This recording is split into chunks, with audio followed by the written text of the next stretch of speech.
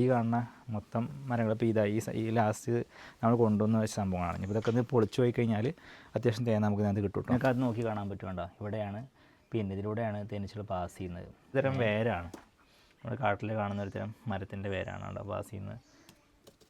ഈ ഏരിയയിൽ നോക്കാറുണ്ട് ഞാൻ ഓരോ പിന്നെ മരപ്പൊത്തുകൾക്കുള്ളും ഇതിൻ്റെ ഈ ഭാഗങ്ങളിലായിട്ട് നമുക്ക് കാണാൻ വേണ്ടി സാധിക്കും. പിന്നെ അതുപോലെ തന്നെ ഉണ്ടാ ഇവിടെ പാസ് ചെയ്യാണ്ട ക്യാമറ കാണിച്ചു കൊടുക്കുക ഉണ്ടാ. നമ്മൾ ഈ മരം വെട്ടുന്ന സമയത്താണ് ഈ സംഭവം കിട്ടുക കേട്ടോ. അപ്പോൾ അതിന് നമ്മൾ കൃത്യമായി കളക്ട് ചെയ്ത് കൊടുക്കുന്നതാണ്. അപ്പോൾ നമ്മൾ ഇതാണ് ചെയ്യുന്ന വെച്ചാൽ മഴ കൊണ്ട് കറക്റ്റ് പൊളിച്ച് കഴിഞ്ഞാൽ ഇതിനകത്തുനിന്ന് നമുക്ക് കൃത്യമായിട്ട് ഹണി കളക്ട് ചെയ്യാൻ വേണ്ടി സാധിക്കും. പിന്നെ അങ്ങനെ ഓരോ മരത്തിനുള്ളിലും നമുക്ക് നല്ല കുഴപ്പമില്ല. പിന്നെ ഇത് ഓപ്പൺ ആക്കിയാൽ അറിയുള്ളൂ ഇതിൻ്റെ ഗ്രോത്ത് എത്രയെന്നുള്ളത്. അതുപോലെ തന്നെ പല വീഡിയോസിൽ നമ്മൾ പറഞ്ഞൊരു കാര്യം വെച്ചാൽ തേനി ഒരുപാട് ഇരുന്ന് കഴിഞ്ഞാൽ ചിലപ്പോൾ കേടുവന്ന് പോകാറുണ്ട്. അപ്പോൾ ഇതൊക്കെ എത്ര വർഷമായി എത്ര സമയം ഇരുന്ന് നമുക്ക് അറിയാൻ പറ്റില്ല. ഇതൊക്കെ നല്ല പഴക്കമുള്ള മരമാണ് കേട്ടോ. ഇതിനകത്താണ് തേനീച്ചകൾ പോകുന്നുണ്ടോ. ഇവിടെ ഇതിനകത്തുണ്ടോ, ഇവിടെ നോക്കിയാണ് സാധിക്കും. ഓരോന്നിനും ചെറിയ ഭാഗങ്ങളുള്ളത്. അത് വളരെ സൂക്ഷ്മതയോടെ നോക്കുമ്പോൾ നമുക്ക് കാണാൻ വേണ്ടി സാധിക്കണ്ട. ഇവിടെ ഈ ഭാഗത്താണ്. അങ്ങനെ ഓരോന്നിനകത്ത് നമുക്ക്